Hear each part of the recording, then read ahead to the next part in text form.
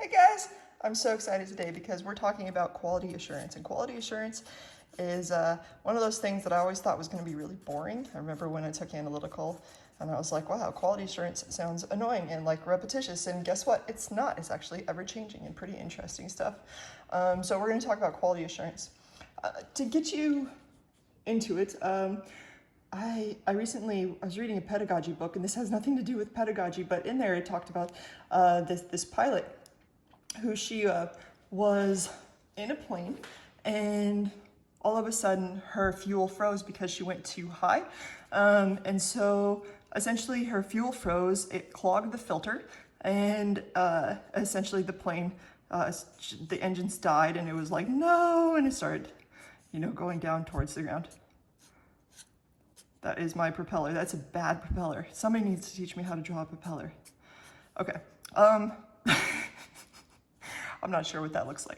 Okay, so it's nose diving. It's like, ah, and then all of a sudden, the fuel is able to melt as it gets warmer, as it gets closer to the ground, and thankfully the plane is able to then level out and fly.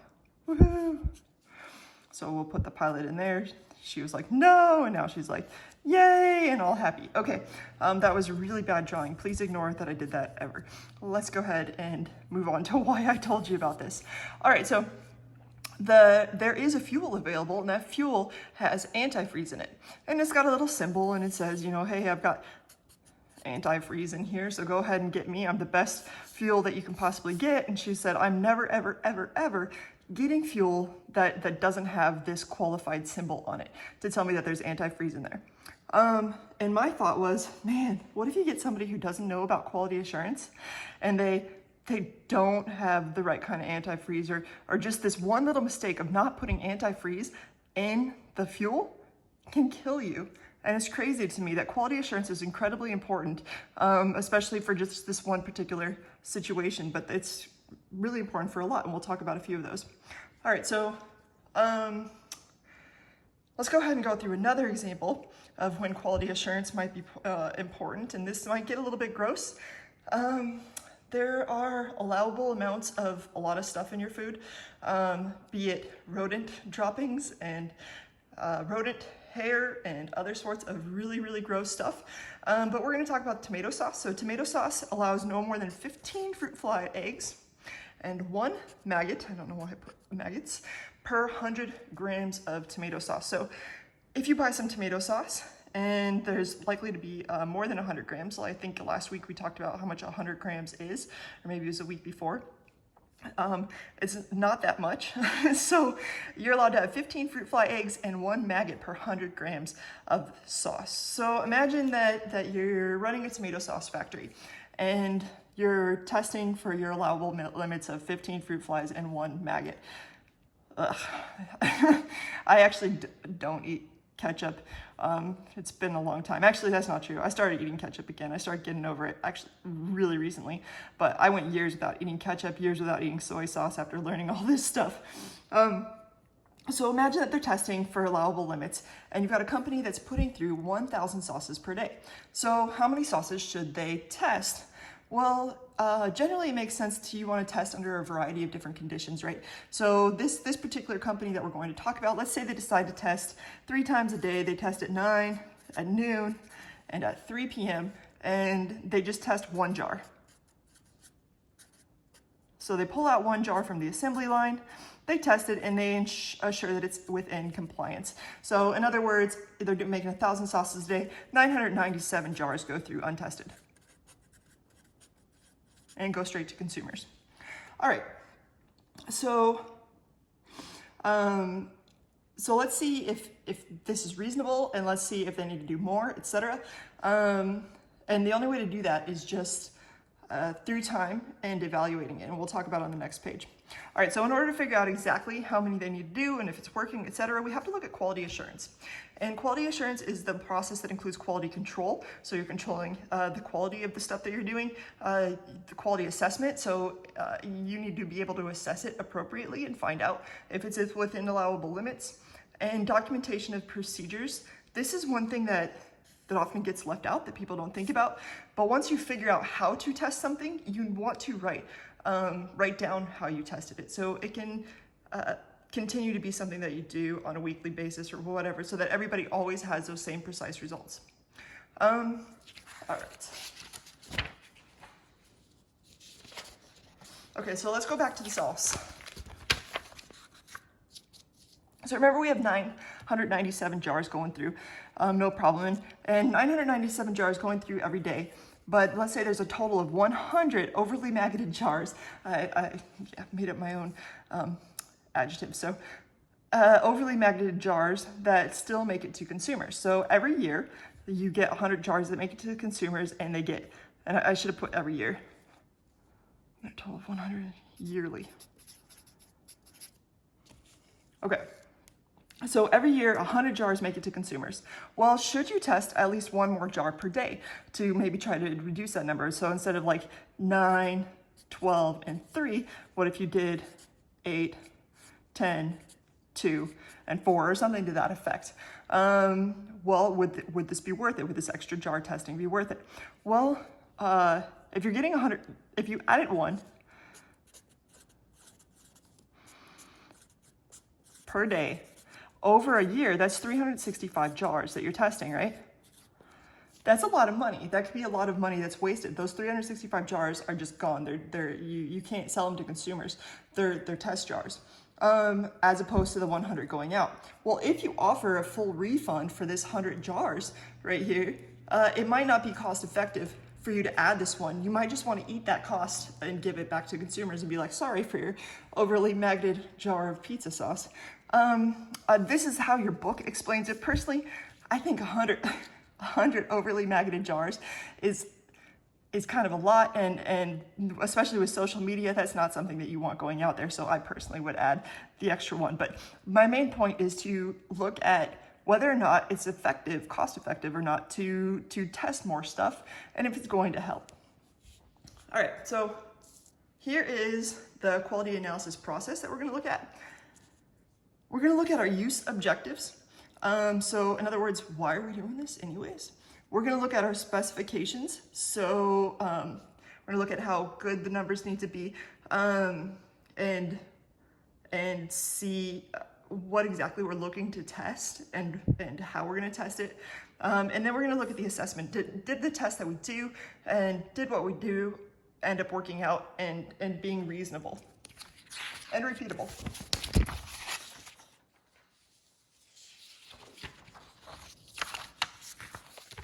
All right, so let's start by looking at use objectives. So can you think of an example where careful quality assurance really matters?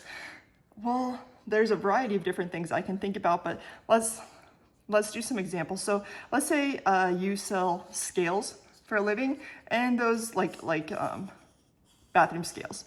And let's say that those scales are on average plus or minus 1 pound, and you're letting them go through, and one's plus a pound, one's minus a pound, one's plus a pound, one minus a pound.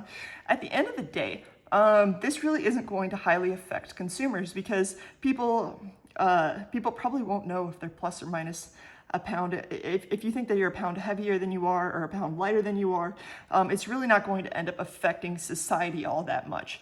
However, if you have, let's say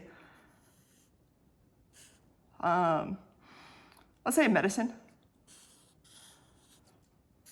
and that medicine is like, you've got to deliver 1.00 milligrams,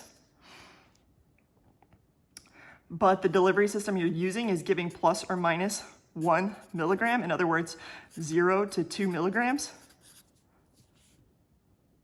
this is going to be a problem, right? Because you don't want to get medicine and the delivery system might give you no medicine, or it might give you double what you need. So in this situation, you'd want to make sure that you have very, very careful quality assurance and ensuring that nobody ends up getting overly or underly medicated. All right, so once you know the use objectives, then you can determine these specifications. So exactly how are you going to do the process? You need to specify how good the numbers need to be. So in other words, in looking at this, maybe we can say, okay, well, this should be plus or minus 0.01 milligram, no more, no less. You figure out what quote unquote good numbers actually are. As opposed to the scale, you probably don't want it to be like plus or minus 10 pounds or 15 pounds, etc. All right, so let's look at a situation with some predetermined specifications. So cancer. All right, so a seemingly actually before I do this, I want to briefly talk about some terminology. Let's see. Alpha error is going to be like a false negative.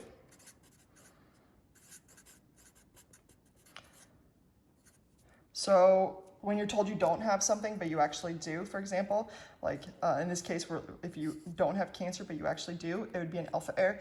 Beta error is going to be a false positive. So if you're told you do have something, even though you don't have something. And these are both things that you need to consider, especially when testing, for example, medical issues. Okay, so let's say that you have a population of people and you test all these people and 0.2% of them have a particular type of cancer. So let's say that the test for that particular type of cancer has 99% probability of detecting the cancer. That's pretty good, right? 99% seems like you'll be detecting a lot of people. And that let's say it also has a false positive rate, in other words, beta errors of 1%. All right, so in other words, 1% of the people that are healthy have cancer. Let's see how the numbers would add up in this particular case. So let's say you test 1 million people. Of that 1 million people, doesn't matter what the test says, you know that 2,000 of them, in other words, 0.2%, have cancer. So you go and you test those 2,000 people. Well, when you test those 2,000 people, 99% of the test will come back and say, hey, you have cancer. In other words, 1,980 people will correctly be assessed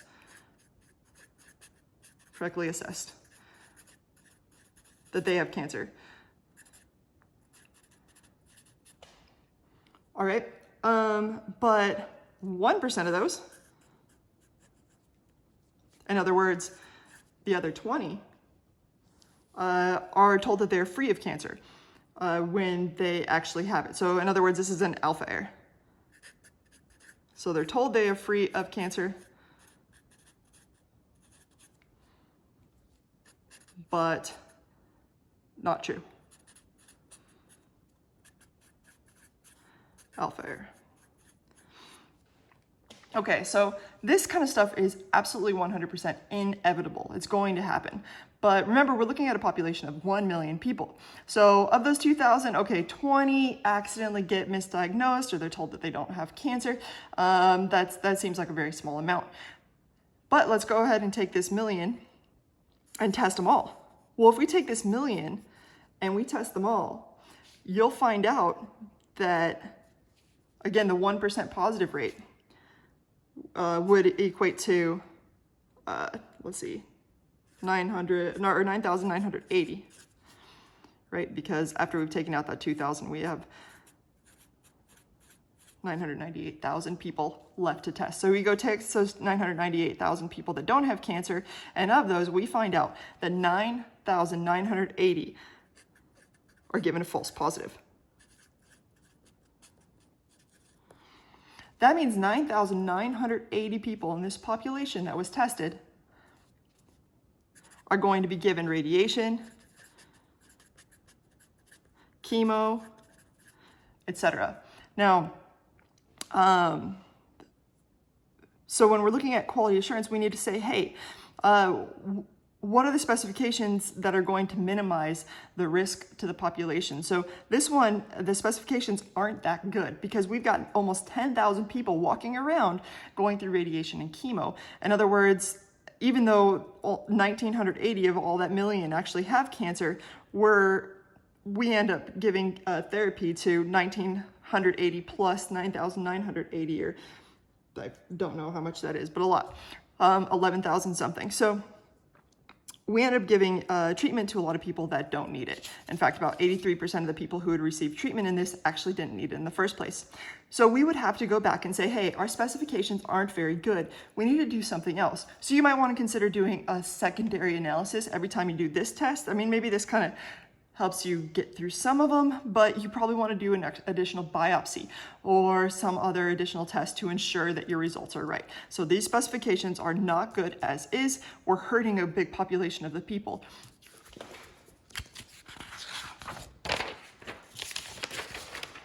Okay, so some things we want to look at in order to ensure that our specifications are met. Is definitely our method. So in looking at our method, we need to make sure that it's selective. In other words, that we can actually tell what we're looking at is different from something else. So for example, if you have a regular fly versus a fruit fly in your ketchup, you want to make sure that you're only testing for the fruit flies. And not maybe something else that's in there that looks really similar. Okay, for sensitivity, you want to look at if you can test it at all. And we'll be discussing signal to noise, etc. here in a little bit. But you want to ensure that your results can actually detect it. Let me give you an example, kind of a counterexample of when it wouldn't. So let's say you've got that scale and it's plus or minus a pound, right? It's just a regular bathroom scale. Have you ever put a grape on a bathroom scale? It won't budge at all.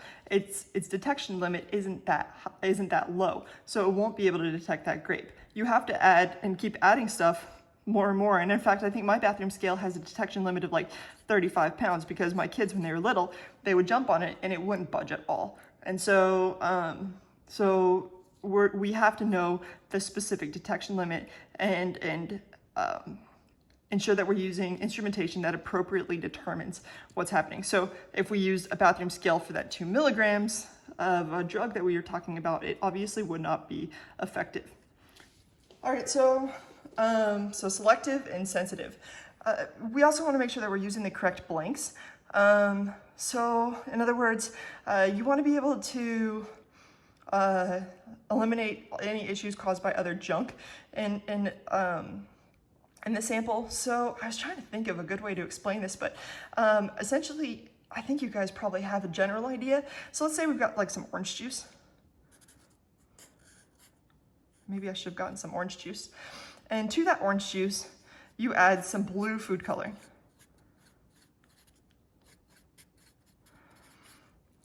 And you want to be able to detect how much blue food coloring is in orange juice. Well, a method blank would mean you took the orange juice and you tested it, and then you tested the sample with food coloring and you saw the difference. So the method blank would be pure orange juice. A reagent blank, it's really similar to a method blank. You very rarely actually use a reagent blank unless you're in a big hurry or you have expensive stuff that you're using. But a reagent blank would be something very similar to pure orange juice. So let's say it's like, maybe you've got some of the orange, some of the water, but maybe you don't add the vitamin C or one of the expensive components to the reagent blank. I say that because a lot of orange juice is fortified with vitamin C. All right, and then a field blank. A field blank is similar to a method blank, but this would be you use the exact same orange juice that you used here. Oftentimes going back to the same exact place, using the same exact glassware. Field blank is actually rarely done, even in the lab when we have material that's available to us. We almost rarely use, really rarely use a field blank because it would include even using the exact same glassware. You want to expose it to everything that's been exposed, that this one right here with the blue food coloring was exposed to. So this, you would go to the factory. And you'd get the same lot as was used in this one that you want to test. Okay, so once you've got your blanks figured out and you know what you're going to do, when you're analyzing the method, you also want to look at a few of these other things that we talk about. You want to look at the linearity. You want to make sure that the R squared is close to 1. This is how well things are correlated to each other. So in a line, And I guess I kind of expect you guys to know this, so I didn't go over it too much. So if you have a perfectly straight line with data points, boom, boom, boom, boom, you would have an r squared equal to 1. But if you had something that's further away, so for example, you have one there, one there, one there, one there, one there, then you draw a line through those points, this would be r squared with a lower correlation. It would be an r squared that's going to be less than 1. So generally anything that's like 0.999 is great. Anything that's 0.995 is like okay. And if it's anything, let's say anything less than 0.985, it's questionable for analytical chemistry. Now, usually anything above 0.97 is pretty reasonable. Actually, anything above 0.7, I should say, 0.7 for many other applications in life is reasonable. But for analytical chemistry, these are the R squares that we're looking at. All right, so accuracy. Accuracy is the same as it's always been. You want to make sure that it's close to the actual value.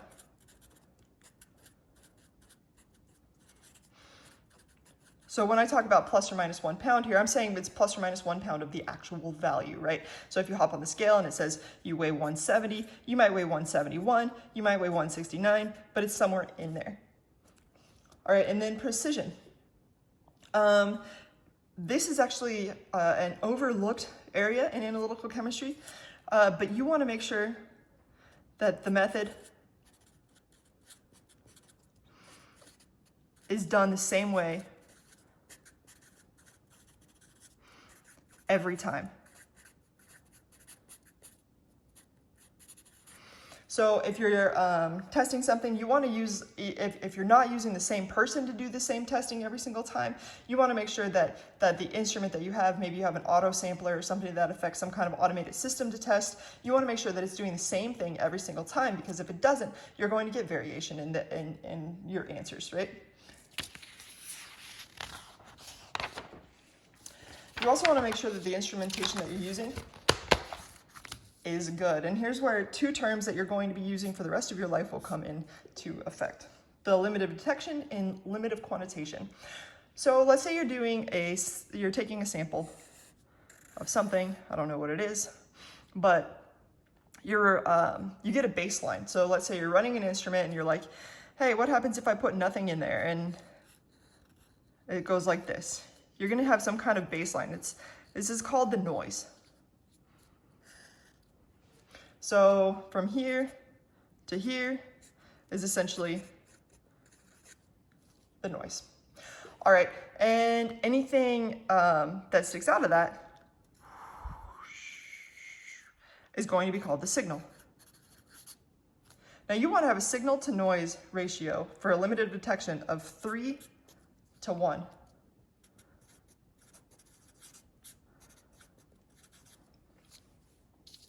In other words, you want your signal to be at least 3 times bigger to the noise in order to say that you actually detected it. Now, some will say 2, but for analytical chemistry, we're going to say 3. In other words, someone would say 2 to 1, but we're going to say 3 to 1. So you want to ensure that you're able to detect your stuff, and to do that, you have to make sure that it's got a signal of at least 3 to 1. Now, these are very different terms. Detection means you can see it. For example, you might have a limit of detection if you're looking in a sample of ketchup and you see a wing of something or you see a leg of something. You might see something in there, but you don't know how much is in there. Quantitation is where we're actually able to figure out how much of something there is. So this tells us if it's there, and this tells us how much is there.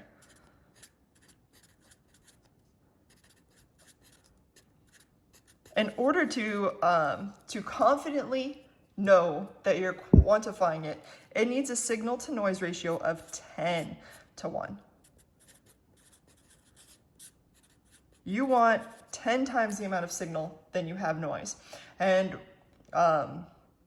in other words, it's got to be like up here, even higher, in order to figure out exactly how much is in there.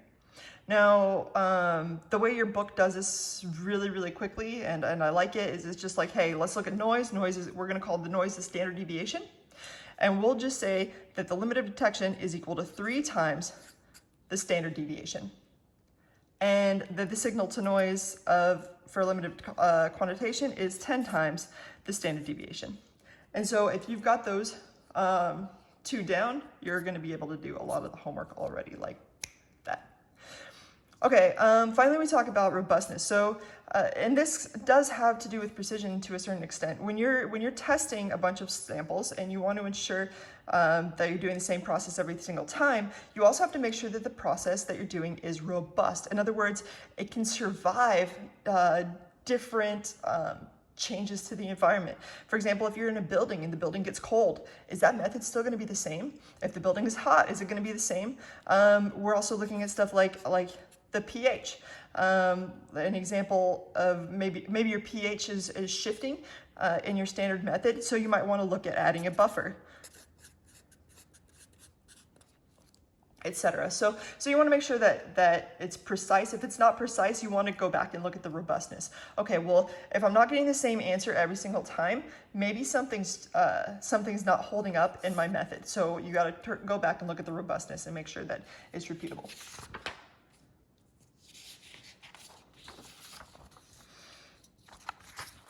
Okay. So something also to look for, and I actually wanted to put this under the blanks that we were talking about, but I guess it doesn't really fit. So it's kind of just out of nowhere, is the matrix effect. So let me give you an example over here. Here we have some, let's say we're testing some analyte and we put it in water. And we run a calibration curve using an external standard. So you run a calibration curve, you take that stuff and you put it in water and you're like, hey, if I add a little more, I get higher detection. If I add a little more, I get even higher detection. I add a little more, I get even higher detection, etc. So it's like this perfect, beautiful line. Makes sense, right? But now let's say you take that sample and now you go back to the source.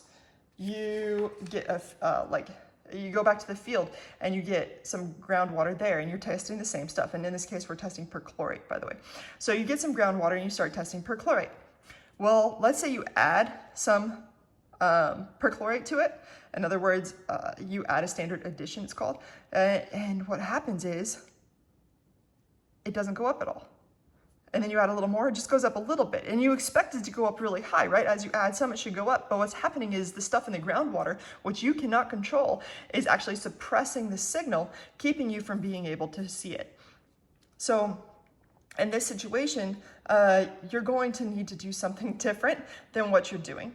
And the best way to figure this one out is to use some kind of standard addition, and kind of like we did. The calibration curve when using the groundwater ends up being much lower than if you used the reagent water. So you want to use the closest thing to the source possible to give you the best calibration curve.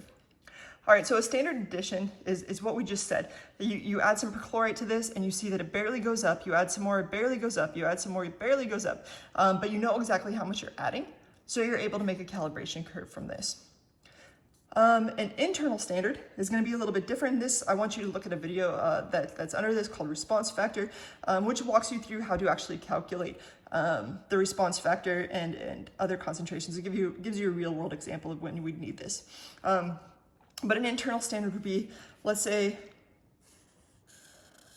you're running something, a sample, and it comes out like this, and you're like, hey, I don't know how much this is. Let's say you have no idea what this scale is. So then you add in something that's really similar to this. So this would be like unknown.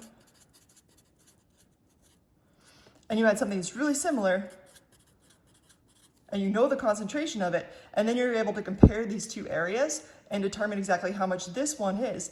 based on your known amount here. And that's how we use the response factor to calculate that. And again, I want you to watch that video.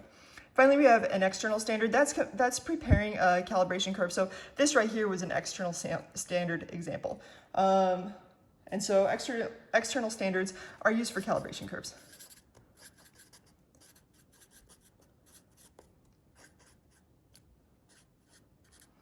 It essentially helps us connect the known with an instrument response. All right, so once you've determined your method, then you can write your standard operating procedures, which will help you in the future. So this is something that a lot of people maybe overlook. I don't, because I actually had a job once where, in my first job as a chemist, where I worked in a laboratory, and I was told to go buy 3 different instruments. Not only buy 3 different instruments, but create standard operating procedures for running certain things on them. And it took a full year for me to get all the standard operating procedures up. And so, so you want to make sure that your standard operating procedures are very detailed and repeatable.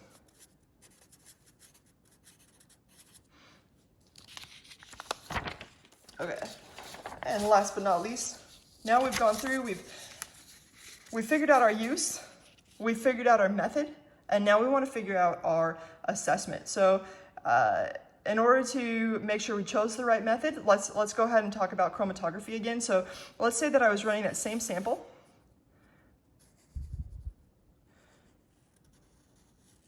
That I talked about just a few seconds ago, and it comes out like this.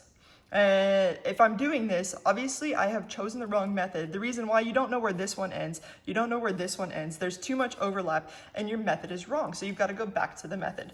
Another thing is you want to look at kind of what we talked about, the specifications at the beginning.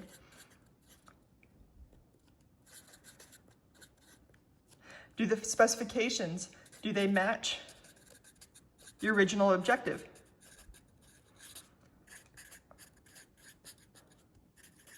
Are nearly 10,000 people getting treatment that they don't need? Or are those 10,000 people now considered, and you've tried to eliminate that as much as possible, any beta errors?